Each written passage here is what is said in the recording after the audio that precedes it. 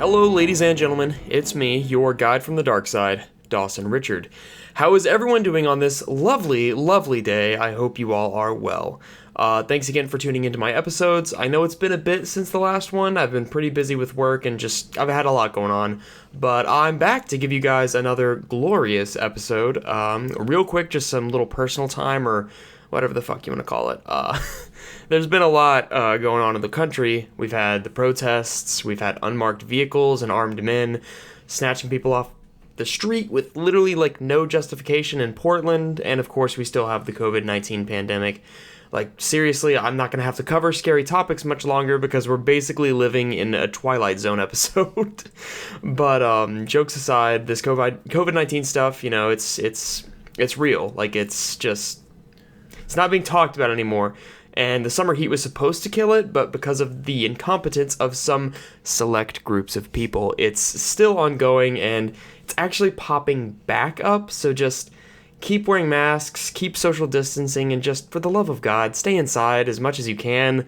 Like, get your groceries, get your necessities, and then just go the fuck home. Like, Netflix and chill, build a house of cards, play video games, just something. You don't need to go to the bar or head to the strip club. You fucking bozos, just anyway. But I've got this new little outro thing also. I felt that the whole, you know, if you're squeamish around gore, murder, and other heinous acts of violence thing just really didn't fit with every episode because a lot of these episodes don't really have that. So I've done something a little new. Just tell me what you think about it. But yeah, let's get into this thing. The void frequency has content that some may find graphic, disturbing, or unsettling. Listener discretion is advised. You have been warned.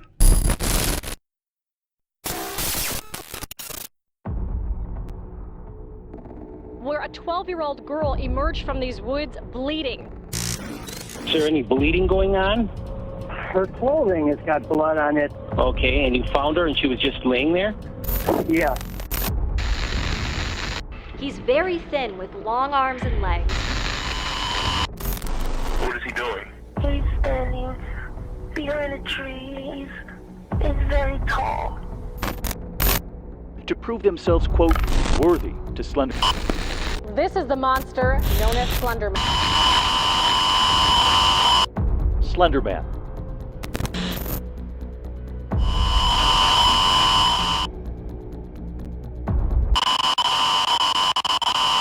Alright everybody, so today's episode is going to be on Slenderman, and also the stabbings of 12-year-old Peyton Lautner. If you don't know anything about this case, or its ties to Slenderman, or, you know, hell, if you don't know anything about Slenderman, then I'm here to enlighten you, but I won't be doing it alone. That's right, ladies and gentlemen, give a warm welcome to my very first guest speaker on the show, who just so happens to also be my lovely wife, Chloe Richard. Hi. Hi. Welcome to the show. Thank you. So yeah, I just chose you for my first guest star. We're both in quarantine right now. An honor. Yeah. Oh, yeah, well, not the quarantine part. But... No, not the quarantine. But yeah, I just figured we'd do a little quarantine episode together. I mean, we're going to be stuck with each other for 2 weeks, so. Yeah, 3 days. We're already 3 days in. Yeah. Just kidding. All right, well, so for this episode, I'm going to be covering all of, like, the Slenderman mythos and backstory, and Chloe here is actually going to cover the stabbing, so I guess I'll go from here. Yeah, all right. All right, coolio. So, Slenderman got his start on June 10th in 2009 on this internet forum called Something Awful. His original post was made as like this, there was like this Photoshop challenge, right? Where this person basically was just saying, hey, make something spooky. So this dude named Eric Knudsen, I think I'm saying that right, which doesn't matter because his screen name was Victor Surge. And as he was going under he was going under the pseudonym, he posts these pictures of these black and white swing sets with these kids and this tall, faceless entity in the background. And he even went so far as to add like this little flavor text underneath them. I'll show you what the first one looks like. So the first one was this one. Oh. Yeah, you see in the background there? Yeah. And underneath... I don't like that. And underneath that one it says, we didn't want to go, we didn't want to kill them, but its persistent silence and outstretched arms horrified and comforted us at the same time. Ooh. And yeah, so the second picture is this one, right? And it's kind of hard to see, but if you look back Oh here. yeah, I've seen this one, I think. Yeah. This is like the popular one. This is the one that like popped up all over the internet. Yeah. But anyway, so that was the second one. That was like the really popular one.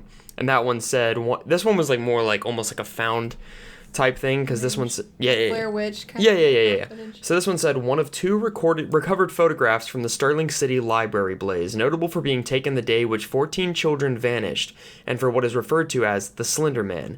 Deformities cited as film defects by officials. Fire at the library occurred 1 week later. Actual photograph confiscated as evidence. So it's like, so I guess like what it's, with the scariness of it, it's like trying to be like something real, like, but not though. So yeah, I showed you the images, if you're curious, literally just look up like Eric Knudsen Slenderman pictures. Should be like the first, there's only 2 of them. But anyway, so this forum is also where it actually got the official name, Slenderman. So Did he give it to him? Yeah, in the original post, because in that second flavor text thing, Okay. But people started to expand off this, and they started to create like their own like little sightings and whatnot and accounts, creepypasta got like really popular. And I would go so far as to say that creepypasta's origin is like tied to Slenderman and whatnot. And it was like this monster basically made and created by the internet. So that's something really cool about it. I actually have a really funny story with this one, and you'll love this. Okay, so this is actually really funny because my best friends back home, these guys, we've been friends since like middle school, right? Dustin and Taylor. Like Chloe knows them. Chloe knows, and Taylor's gonna love this when he hears it. So when we first became friends, we were like really, really into Slenderman and stuff like that, like creepypastas. We were like obsessed with it. It was super cringy, but it was, it was whatever. It was fun. We would read all the creepypastas about Slenderman, and we watched like lore videos on it. It was wild. It was weird. But we were so into the stuff that like a guys' night tradition, which guys' night was whenever we'd like, it was like the boys' night, but anyway. With the boys. But like that, like a guys' night tradition was going on what we called like these Slendy walks, right? No, why would you do that? And it started off as like this like walk down the road at the middle of the night, because like we live in the middle of nowhere. You know how it is, like rural Indiana.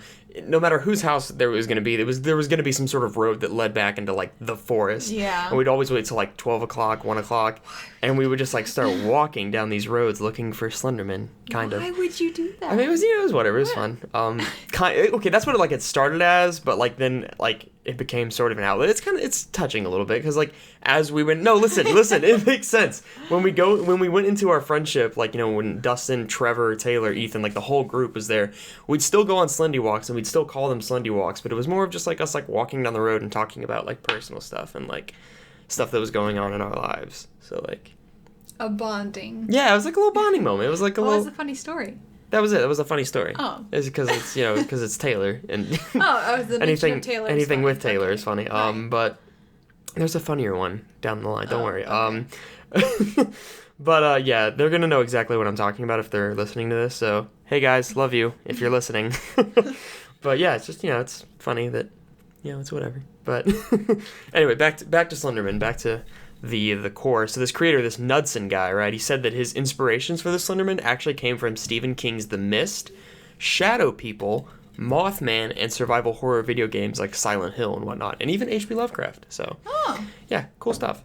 But so like I said earlier, as more and more of these people see these pictures and these stories, it just takes off. Super viral.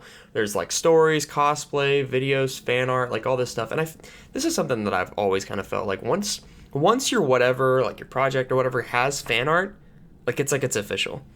Like I feel like once something gets fan art, it becomes like it's like now viral. It's also interesting too when you were mentioning the other inspirations. I thought of in the what is it called? Miss Peregrine's Home for Peculiar Children. The description, I haven't read the book, but in the movie, I know it's like blasphemy that I'm talking about the movie and not the book, but in the movie, the antagonists, I don't even remember what they're called. I know I'm shameful, but the antagonists mutated into these creatures that whenever I first saw the movie, it really looked like Slenderman. Like they're very tall, they have the tentacles, they don't have any facial features except for a mouth, and they eat the eyes of children, Yeah, we watched it, and like Yeah, because we watched that movie. Yeah, it's a good movie. Good you stuff. should watch Good it. stuff. Yeah, Anyway. it's a good movie. But what was I saying? Fan art. Yeah, so It's official. it's official. It's Yeah. official because if people are that dedicated to sit and draw something from like something that you made, that's whatever. Or make their own sightings. Yeah, too. that kind of shows how hip something is. Oh. But anyway, so some of the more popular things that came out of the Slenderman mythos are a bunch of creepypastas, obviously, and then there's this YouTube channel called Marble Hornets, and I remember Taylor was fucking. He would always, we gotta watch Marble Hornets. Let's watch the Marble Hornets videos. So it's basically like this video series where this like film student named Alex Crayley is doing this film project on this thing called Marble Hornets, and each clip is shot like found footage style. It's all like behind the scenes type stuff. It's about all this weird shit that happens when he's recording. So there's like some clips where the audio is all cut out because like Slenderman was near when they were filming, and there's like your basic spooky video and audio distortion stuff. And sometimes you'll actually see Slenderman in the shots. I actually have one of the videos pulled up here that I'll let you watch. So we'll cut out the video here. So yeah. So this is supposed to be like, was like a behind the scenes footage thing, like they were just filming or whatever. Right? Okay. And so there's like no audio to this, which is why Oh, I needed okay. it. But yeah, so just wait for it. Oh, is that? Oh, I don't like that. No, I don't like that. No. Yeah, it's- Oh, no. Because like it's super, like you can tell that it's a dude in a mask. Like it's super, it's whatever. But like it's just like I don't want to say I like. didn't like the head turn. Yeah. It's like it's really well done. I mean, Yeah, for it like doesn't need the sound from jump scares either. exactly, It can be done well. exactly. Ooh, I could go off on a rant For about that, recreated horror, but I or won't. fictional horror. Horror. Yeah, so but that was like a really big deal. And it was like, as you can see, it was filmed kind of Blair Witch style, which is one of my favorite horror movies, as you know. Which she also You're knows. only one? 'Cause Yeah, you but- don't even like horror movies? I really don't. I don't understand because all modern horror just relies on jump scares, and I'm not about that. There's a difference between being startled and being scared. You know what I Yeah. mean? Anyway, but yeah, so the Marble Hornets thing was really big. There were a few other YouTube channels and sources that tried to do like a similar thing, but I really think Marble Hornets was the one that like really hit the nail on the head. Right. But so anyway, here's the funny story. Here's the really funny one. Right. But shortly after this, this was around the time that me and my friends were getting into it. So this is like right after Marble Hornets was like when me and Taylor and Dustin got really big into it. And there was this game that came out. I don't know if you remember, called Slender 8 Pages. Oh, when you were in the woods and Yeah, you had to collect yeah. the pages from the trees? That's the one. That's the one. Yeah. Okay, so I was terrified of this game for so long. Take a guess why. So go ahead. Because you don't like horror games? Well, yeah, obviously. So I never Jump played. scares? I never played survival horrors before. Like I'd seen PewDiePie play like Amnesia, like maybe like once, twice. And Oh, Taylor, I feel like... Is that Tiny Box Tim for Markiplier? yeah, that's Amnesia. I'm pretty Oh. sure. Yeah, Tiny Box them. And Taylor, one guy's night, so just dead ass shuts off all the lights. He locks the door and he's like, "Come on, dude, it's a rite of passage to play it. Me and Dustin already did it. Now you have to." And I was so fucking creeped out and like pissed, and like I knew there were gonna be jump scares in the game, which like by today's standards, like that, like I can play that game and be fine. The jump scares are really weak or whatever. But like at the time, like I was so fucking terrified. I was like, "Don't make me do this, Taylor. Don't make me do this." And he was like, "Oh, come on, dude, it's a rite of passage. You have to." And like wouldn't let me leave the room. And I remember playing like 10 minutes of it. Like literally, I got like. Oh jeez, I got like 10 minutes. I got like maybe one page, and then the first time that like the screen started going all staticky, I was like, "No, Taylor, I can't do it. I can't do it." Yeah, so. That doesn't surprise me. But so I'm almost done talking, and then you guys can listen to my lovely wife. But at this point, you guys are probably, I'm gonna paint a little mental picture for our audience because I haven't really properly described Slenderman yet. But so we'll go into like some of like the backstory and mythos. But he's most commonly described as being very tall and thin with unnaturally long tentacle-like arms or just straight tentacles coming out of his back, which he can extend to intimidate or capture his like the kids or young adults or whatever. And in most stories, his face is white and featureless, but occasionally his face appears differently, to anybody who sees it. But I don't know, every single rendition I've ever seen is just he's faceless. And it's white. Yeah, Like yeah. white. Yeah, like white. But he appears to be wearing a dark suit with a tie. The Slenderman is often associated with the forest and or abandoned locations, and also has the ability to teleport. So, like he usually just stands. Like you never actually see him walk. He just kind of like pops around, you know what I mean? But proximity to the Slenderman is often said to trigger a slender sickness, a rapid onset of paranoia, nightmares, and delusions, sometimes accompanied by nosebleeds. So, a lot of but a lot of the early stories featuring him targeting children, have him targeting children or young adults. Some featured young adults driven insane or act on his behalf, almost like puppets. Unfortunate foreshadowing. Yeah. Oof. But, and some other claims say that investigating the Slenderman is enough to draw his attention. We're screwed. I know, fucking. In Marble Hornets, they kind of try to establish the idea of these things called proxies. Oh, unfortunate foreshadowing again. Oh no, we're gonna hear more about those later. Which are humans who fall under the Slenderman's influence. Fun fact: I wanted to cosplay one year as a proxy. It was real cringy. What would you do? Cosplay was it, just unless gonna you wear had someone cosplaying as. I was just gonna wear like a hoodie and he has like this symbol, the Slenderman symbol, which is basically just like a circle with an X through it, so it's the X-Men symbol. It's the X-Men symbol. Okay. It's just the X-Men symbol. Very original. But I was just, I was gonna wear like a creepy mask and have like, put like creepy writing on it that's like, oh, the Slenderman, oh. Slenderman. It was real cringy. It was really That's not cringy. Yeah, you can ask Taylor that con. I was like, we didn't have any of the material, so I just showed up in a black and gray hoodie and was like, yep, look at me. I'm a proxy. But anyway, yeah. So the Marble Hornets introduced a lot of the lore behind Slenderman. So there's the whole interfering with video and audio recordings or whatever. But yeah, it's pretty wild though, just how popular he got. And the thing is this Slenderman hype was really harmless in its early years. Back when I was into it, it was super harmless.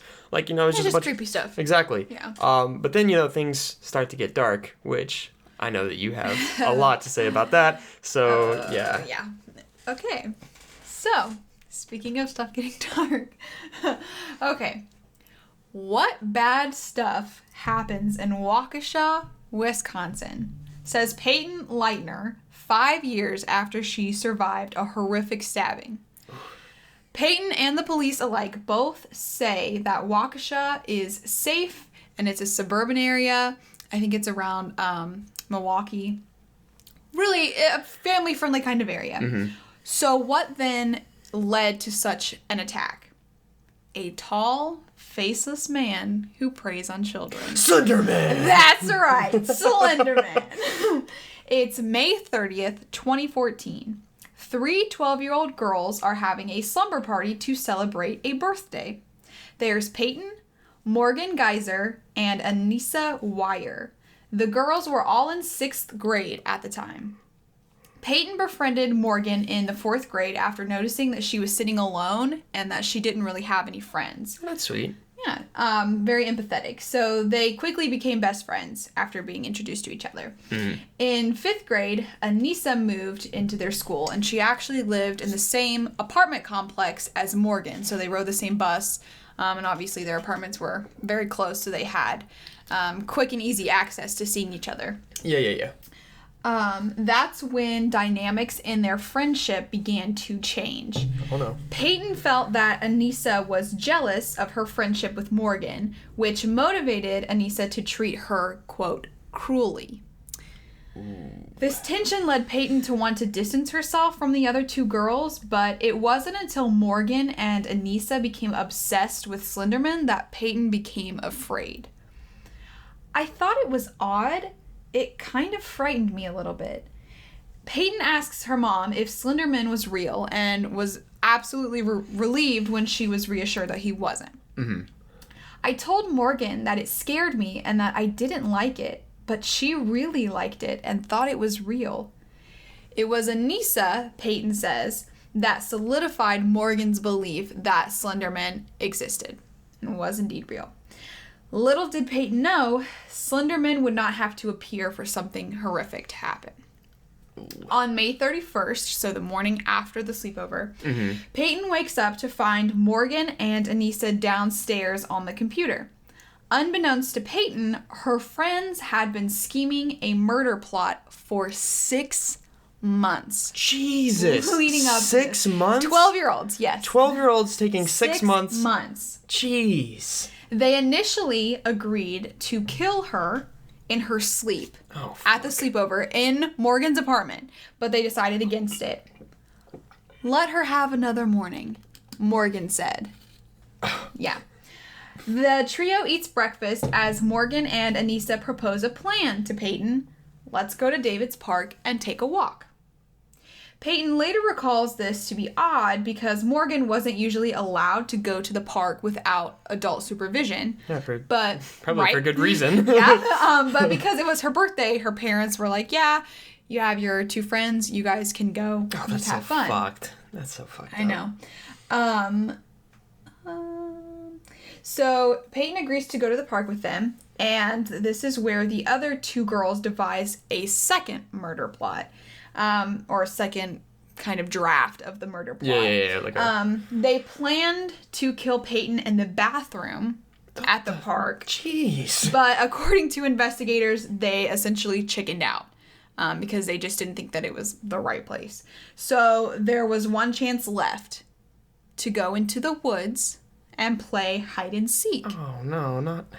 And Peyton didn't want to go, and she said that they coerced her into going into the woods. So at this point, she probably knows that something's off. Yeah. Okay. I think her parents said later that she kind of ignored or, like, wasn't really sure what those feelings were, but that something just like kind of felt wrong. Just being like, wow, something feels off. But right. Fuck it, hide and seek. Right. And she says, too, that she continued to be friends with them because she didn't want to hurt their feelings. Yeah. And she didn't want to leave them alone. So I think it's just kind of her feeling like, oh, well, like I said, what I started with, like, what bad stuff happens in Waukesha, what's going to happen. So yeah, she's a good person or whatever. Yeah, so she goes with them. So once they're in the woods, Anissa and Peyton go to hide from Morgan. Anissa tells Peyton to lie down on the ground and cover herself in leaves and sticks to better conceal herself. Peyton complies, giving Anissa the opportunity to sit on top of her. Ooh. And kind of hold her down. Morgan appears, now brandishing a kitchen knife with a 5-inch blade. Jesus. And looks to Anissa. I'm not going to until you tell me to. Anissa replies, go ballistic, go crazy. Fuck, these are 12-year-old kids. 12-year-old kids. Just stabbing each other and shit. This is fucked. Morgan stabs Peyton a total of 19 Good times. God, 19. Leaving wounds on her arms, her legs, and her torso. Anissa and Morgan tell Peyton to stay on the ground where she'll bleed out slower. 12-year-old logic, as they go to get help. Detective Michelle Trisoni said later that Anissa admitted, no, we weren't going to get her help. We wanted her to die. Oh, that's fucked too. This whole thing's fucked. Giving her It gets more fucked. Okay, go for it. But they leave the scene and they leave Peyton there alone and terrified. So Peyton struggles to walk until she reaches a bike path. She collapses and is found by a cyclist who calls 911. Peyton is rushed to a hospital where she undergoes surgery. One of the wounds cut the tissue on her heart. Oh my God. And barely missed cutting the artery. One of the surgeons that operated on her said that if the wound would have been the width of a human hair deeper, it would have sliced the artery. And then she sort of started hemorrhaging, had a heart attack, and died, which thankfully did not happen. Which is terrifying. A human hair, that's how close she was to dying. So meanwhile, while she's in the hospital and undergoing surgery, Anissa and Morgan are searching for a mansion in the woods that they believe Slenderman lives in. What the fuck? Their search brings them 5 hours north, where they are found on the side of I-94 and apprehended by police.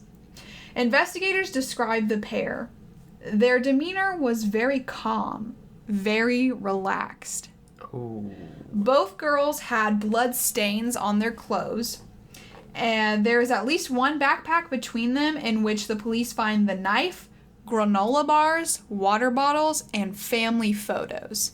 and close. They weren't intending on coming back, at least not anytime soon. Just gonna go they live with- wanted to go Live with Slenderman. live with Slenderman. In the woods. I can't talk. Slenderman. In the live woods. with the Slenderman. Oh my gosh. He's just gonna like welcome him in like with an old open arms. like an old grandma Yeah. with open tentacles. Oh man, I don't like that. Come on in.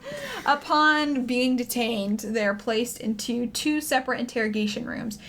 And in the state of Wisconsin, a parent does not have to be present for a minor to be interrogated. Oh, that's weird, but I mean, I guess good in this situation. Good. And the investigators said that they find that usually children are more likely to be honest With their parents not there. when their parents aren't Solid. there. Cool, So cool. the interrogations that follow are disturbing. All of what I'm about to read, save for one sentence that I had to kind of just put in there, consists of direct quotes from the transcripts and the videos, but some of the lines will be either out of order or combined for the sake of the episode. Sounds good. Let's get right into it. Roll the tapes.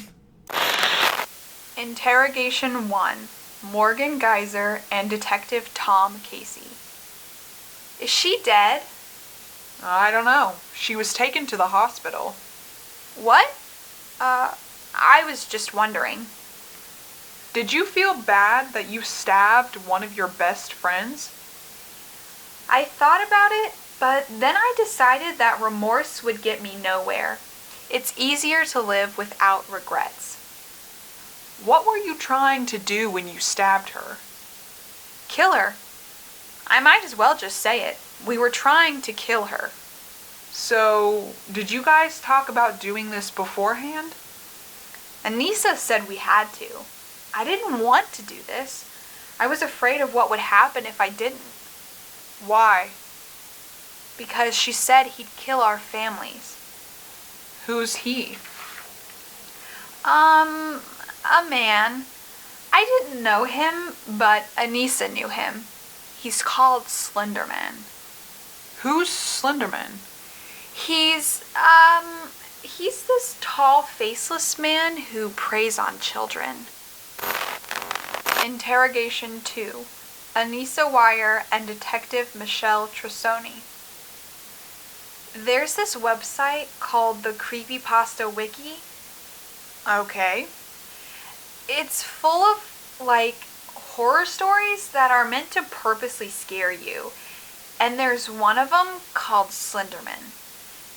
At his own will, he can, explode these tendrils from his back and, strangle his victims.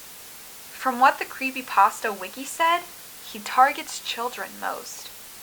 I was really scared knowing that Slender could easily kill my whole family in 3 seconds. To prove yourself worthy to Slender, you have to kill somebody. Morgan said, we have to kill Bella. Peyton Leitner.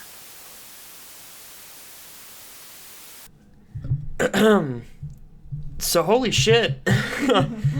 It's weird because you read that and it's like kids said that and kids actually believed that. 12-year-olds. 12-year-olds 100% believed that. Yeah. I would, if you're interested in this case, I would recommend watching the interrogation videos.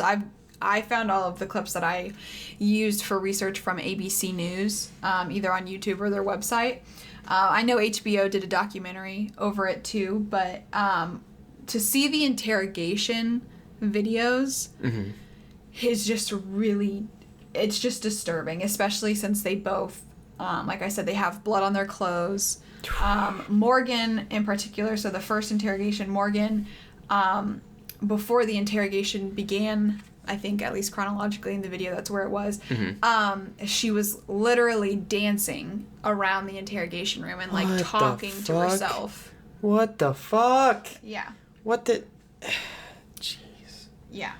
It's pretty disturbing. So the interrogations happened, and then moving forward into kind of the several years of litigation and court hearings and everything. So Anissa Wire and Morgan Geyser were tried as adults and charged with first-degree attempted intentional homicide.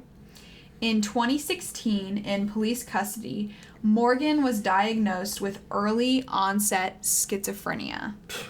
Anissa pleaded guilty to a lesser charge and was found not guilty by reason of mental disease or defect. Morgan pleaded guilty to the first-degree charges. She was convicted but found not guilty by reason of mental disease or defect as well. They were both charged up to 25 years and up to 40 years in a mental institution. In 2018, they were both sentenced to undergo indefinite treatment in a mental institution. Peyton graduated high school this year, and she plans to attend college to pursue a degree in medicine, which is a decision that she said was influenced by what happened to her. Okay, so she like wants to help people. That's good. That's good. Yeah. That's sweet. That's a nice little ending. The two, little psychos get locked up, and then Peyton makes it away. She survives. Well, that's good. That's good. It's just, it's so weird that something that is like clearly created by the internet can convince these girls to do something like that. Because it's like it's weird because it's like a known fact that Slenderman was created by this Eric guy. Like, it's not like it was like something where it's like, oh, like Bigfoot, where it's like, could it be real? Science can't disprove it. Like, it was like Slenderman was a story created recently. Like, it's not like it was something from like the 80s and the 70s or whatever. Like, it's like, it's a real thing. Like, it's a real thing that was created in, a more modern age, and it's just, to kind of tweaked and expanded upon by random people on the internet. And it's like, it's not like there's like this mysterious origin to him. So it's weird to me that they would become so obsessed with this very clearly fake entity to the point where they would try to, sacrifice some little girl, some innocent, one of their best friends. One of their best friends, some innocent little girl, to it. Like, it's just wild stuff. It's weird. And it's also, I thought it was interesting that that Anissa was talking about the creepypasta wiki and like the fact that they were so delusional that they saw something on a Wikipedia page and we're like, called creepypasta, and they know, and she even acknowledges like their stories that are meant to scare you. People. Exactly. And so you would think that knowing that it's from a wiki and knowing that like the stories are there to scare you, and they're stories, they're not, it's not fact. Like, it's not like true accounts. Like to see that and to just convince yourself that it not only was it real and that it could kill you, but that they were willing and able to sacrifice someone to him. And I think you can definitely see that too in the interrogation, that Morgan specifically did not expect Peyton to survive. She Absolutely. was they very were surprised. Yeah, they were ready for her to be fucking which is dunzo. why they were going to the mansion, because they thought that because they're like, we did it. We did it. Slenderman's gonna bake us some cookies like grandma. But yeah, so that'll about. All right, everybody, that'll just about do it for this episode. Thank you so much to my lovely wife Chloe for coming on the show and talking about this super interesting topic with me. If there's anything you'd like to promote or shout out for, go for it right now. Well, I also have a podcast. She does. It's called Let's Talk About Lit.